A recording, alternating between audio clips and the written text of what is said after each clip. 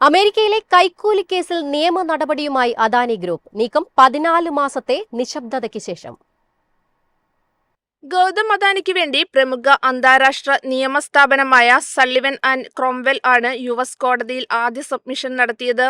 US securities and exchange commission file ചെയ്ത civil കേസിലെ നിർണായക നടപടികൾ മാറ്റിവെക്കണമെന്ന് അദാനിയുടെ അഭിഭാഷകർ ആവശ്യപ്പെട്ടു.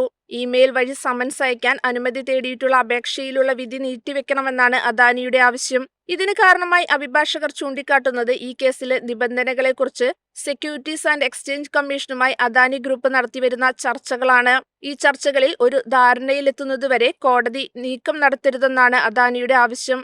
2024 നവംബറിലാണ് അദാനിക്കും സംഘത്തിനുമെതിരെ $250 മില്യൺ കോഴ ആരോപണവും $2 മില്യൺ സെക്യൂരിറ്റീസ് തട്ടിപ്പ് കേസും അമേരിക്കയിൽ ഉയരുന്നത്. ഈ വാർത്തകൾ അദാനി ഗ്രൂപ്പ് ഓഹരികളെ വല്ലാതെ ഉലയ്ക്കുന്നുണ്ട്. വെള്ളിയാഴ്ച മാത്രം പല ഓഹരികളും 14% വരെയാണ് ഇടിഞ്ഞത്. ഈ സാഹചര്യത്തിൽ കോടതിയിൽ നിന്നുള്ള അദാനിയുടെ ഈ ആദ്യ പ്രതികരണം നിക്ഷേപകർക്ക് ചെറിയൊരു ആശ്വാസം നൽകുന്നു. കാരണം കേസിനെ നിയമപരമായി നേരിടാൻ ഗ്രൂപ്പ് തയ്യാറെടുക്കുന്നു എന്നതിന്റെ സൂചനയാണിത്.